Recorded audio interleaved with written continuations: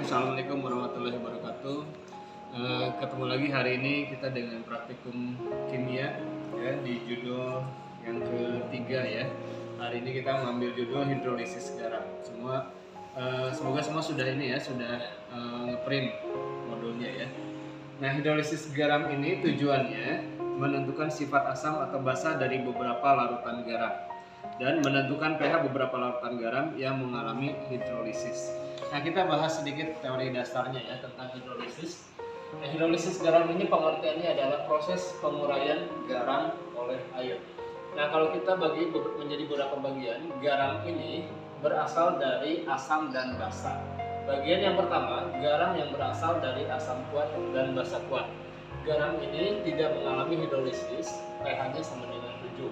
Contohnya adalah NaCl, KBr, dan CaSO4. Jadi yang tidak terhidrolisis itu adalah asam kuat dan basa kuat ya. Garam yang berasal dari asam kuat dan basa kuat. Yang terhidrolisis adalah bagian asam atau basa yang lemah. Bagian yang kedua, garam yang berasal dari asam kuat dan basa lemah.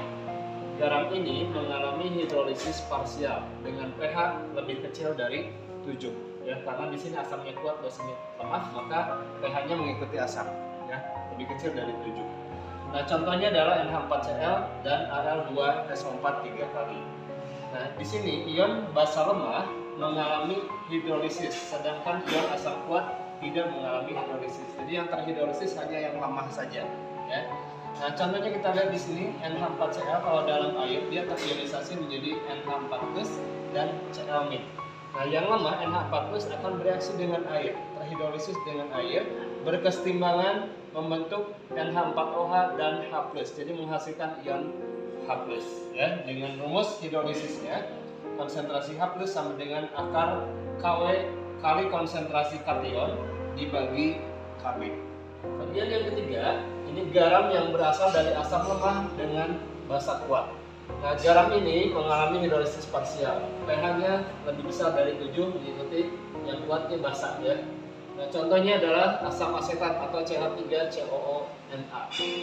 Ion asam lemah terhidrolisis, sedangkan ion basa kuat tidak terhidrolisis. Contohnya, CH3COONa ini kalau dalam air dia terionisasi menjadi CH3CO- tambah Na+.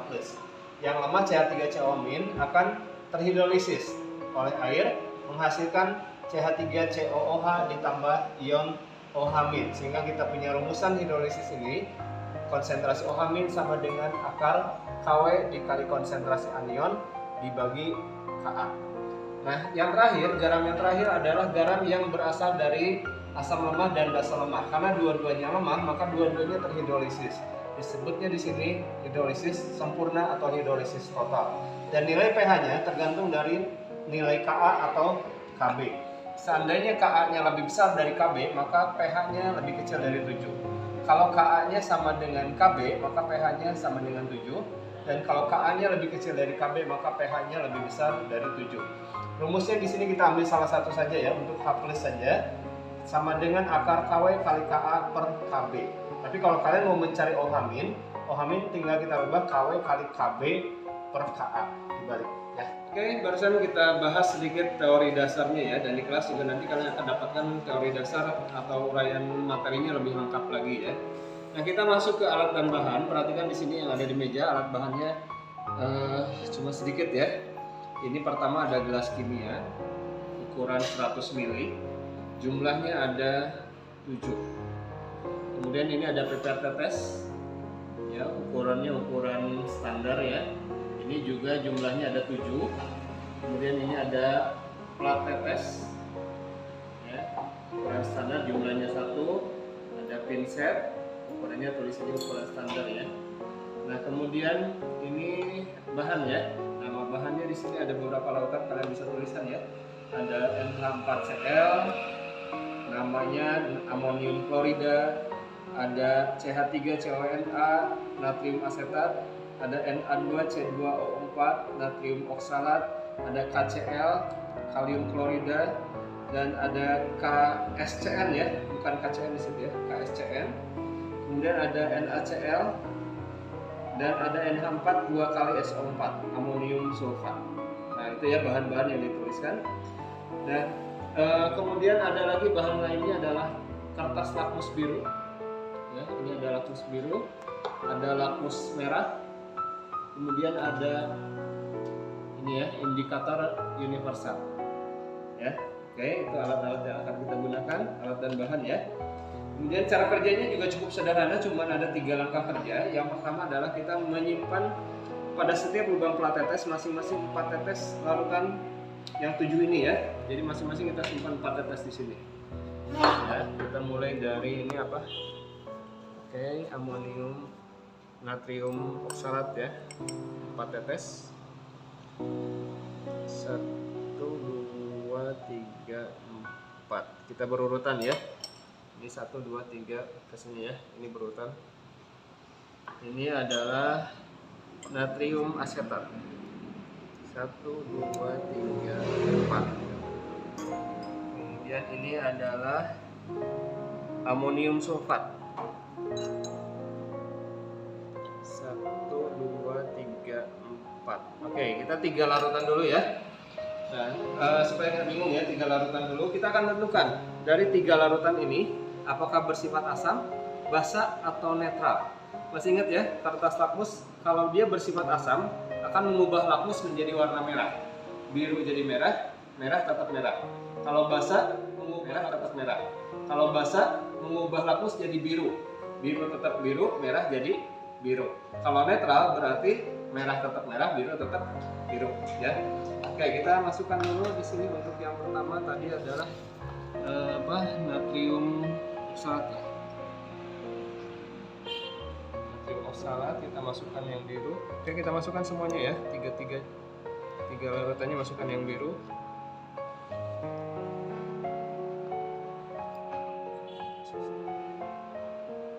Pinsetnya ternyata ada masalah.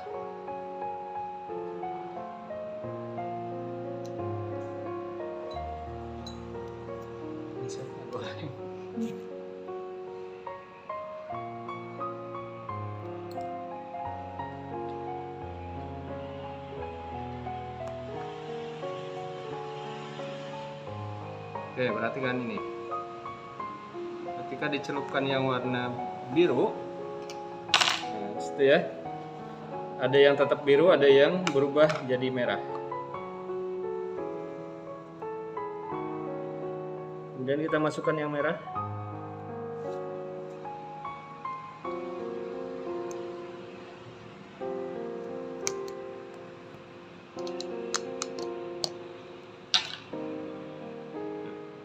Oke, kalian buat kesimpulan ya, tuliskan situ.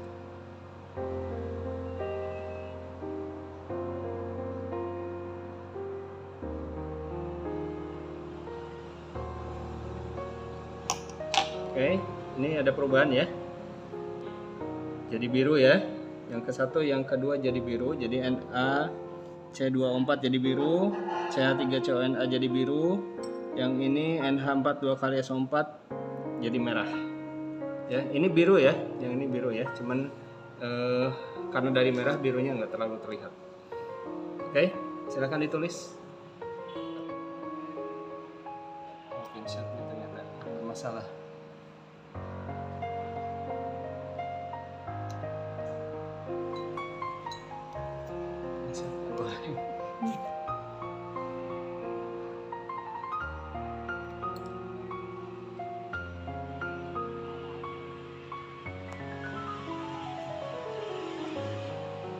Oke, perhatikan ini.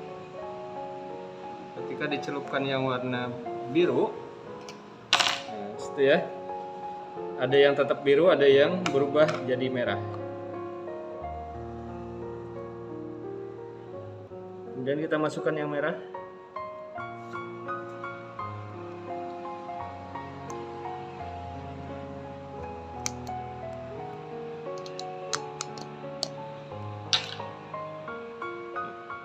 Oke, kalian buat kesimpulan ya, tuliskan di situ.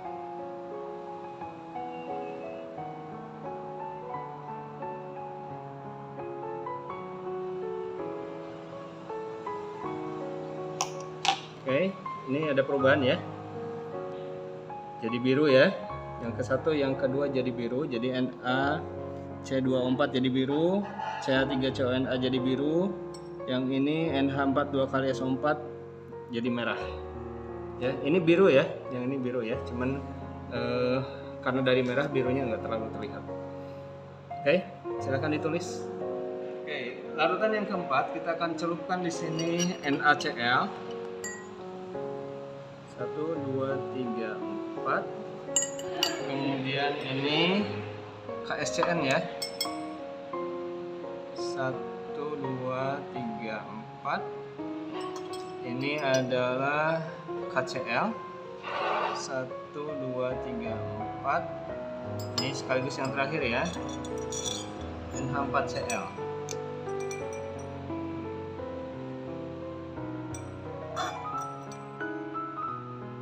Satu, dua, tiga, empat. Ya, kita masukkan ya yang biru dulu ya.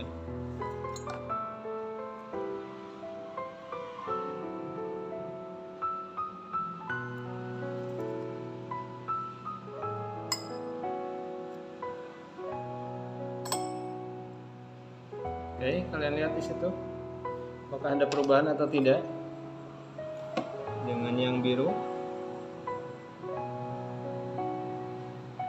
Nah.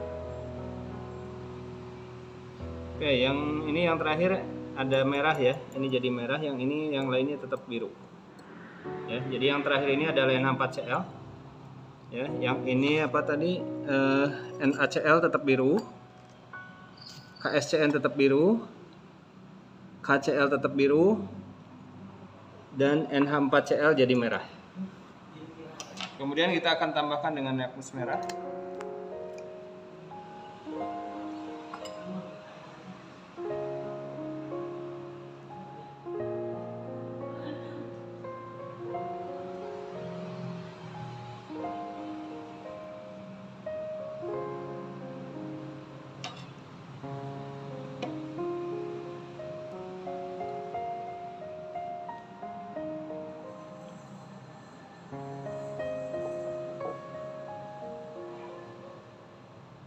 Ya, larutan yang pertama ini NaCl, merahnya tetap merah ya, birunya tetap biru. Kemudian KSCN, birunya tetap biru, ini merahnya.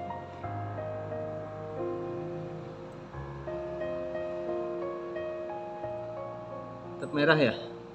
Sedangkan ini KCl, merah tetap merah, biru tetap biru. Dan ini yang terakhir NH4Cl, merahnya tetap merah ya. Oke, silakan kalian tuliskan di modul kalian hasil pengamatan ini ya. Kemudian nanti kalian langkah yang ketiga, setelah kalian menguji tadi apakah larutan bersifat asam atau basa, sekarang langkah ketiga kita akan menentukan apakah berapa nilai pH-nya ya. Mulai dari yang pertama Na2C24, kita celupkan, ini namanya indikator asam basa ya, indikator universal. Kita celupkan. Oke, atau semuanya aja ya, kita celupkan dulu indikatornya untuk semua larutan.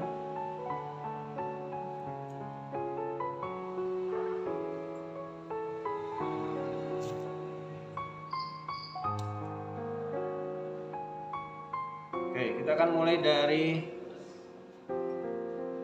natrium oksalat. Kita lihat pH-nya, kita cari di sini. Mana yang paling mendekati?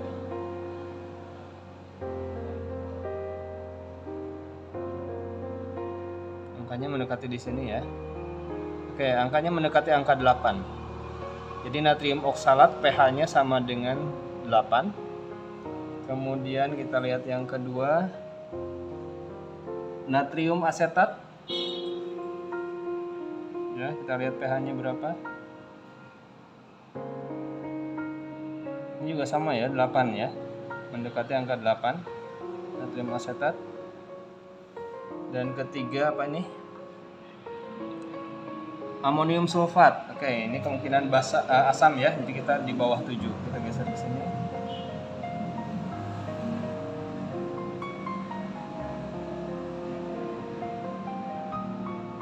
Oke, mendekati angka 4 ya. Sorry, malah mendekati angka 5. 5 ya. Jadi yang ketiga itu amonium sulfat, pH-nya 5. Yang keempat ini adalah natrium klorida, pasti netral ya. Kita lihat di sini harusnya netral, benar nggak netral?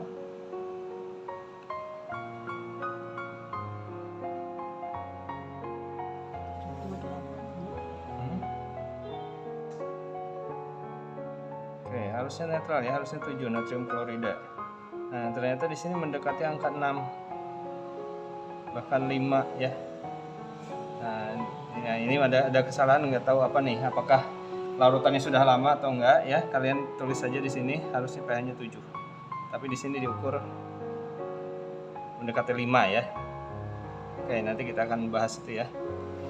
Nah, kemudian ini KCl.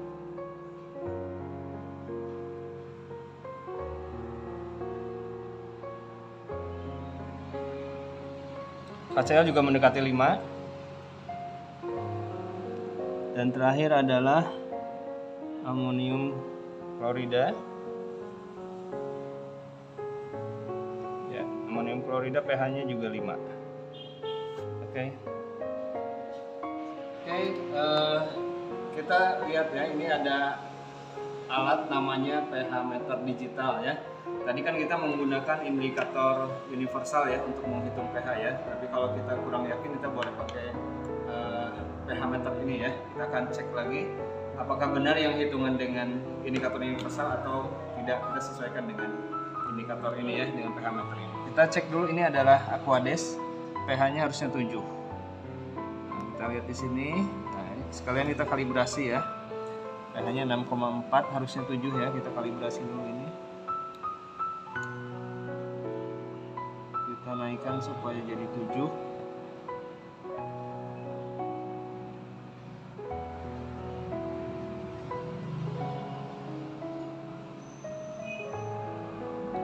Oke, ini udah 7 ya. Sekarang kita akan celupkan ke larutan pertama, natrium oksalat. Kita lihat berapa nilai pH-nya.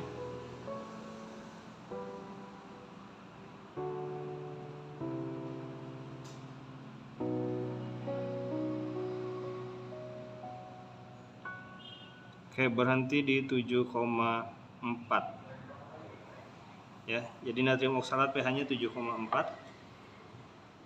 Tuh ya, dia basah ya. Nah, kita celupkan lagi ini ke dalam Aquades tadi. Kita bersihkan dulu, kita netralkan dulu. Dan kita pindahkan ke larutan yang berikutnya adalah natrium asetat. Kita lihat pH-nya.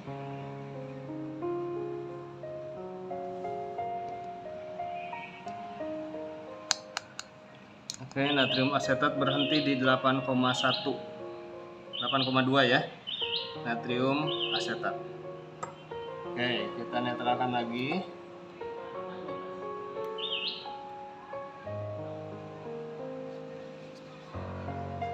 Kita pindahkan ke amonium sulfat.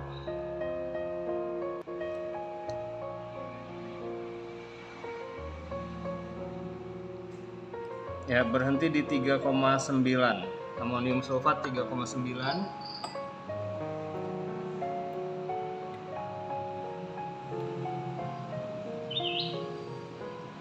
Yang keempat adalah natrium klorida. Harusnya 7 ya. Ini berapa nih tadi? Nah, tadi juga sama ya, kita di kisaran 5 atau 6.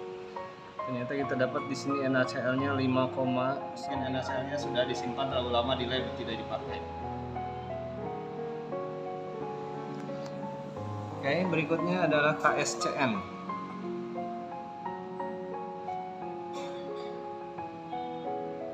Ini 5,96 ya.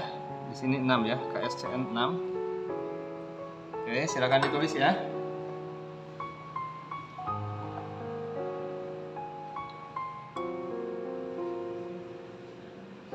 Berikutnya adalah KCl. Ini juga harusnya 7 nih.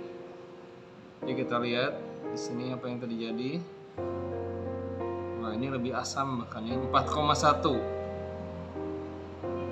4,0 ya, kalian tulis aja di situ 4,0.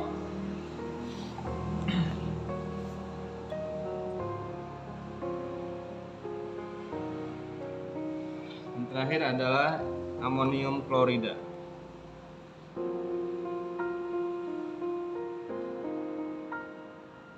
4,4. Ya, oke, silakan ditulis semuanya. Jadi yang ada masalah di situ adalah yang netral justru ya, NaCl sama KCl. Ya, itu ada kemungkinan zatnya sudah terlalu lama disimpan ya, terjadi perubahan di situ. Oke, itu saja percobaan kita hari ini. Nanti kalian jawab pertanyaan-pertanyaannya ya di situ.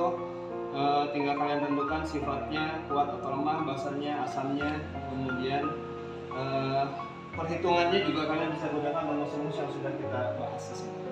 Oke, terima kasih atas perhatiannya. Wassalamualaikum warahmatullahi wabarakatuh.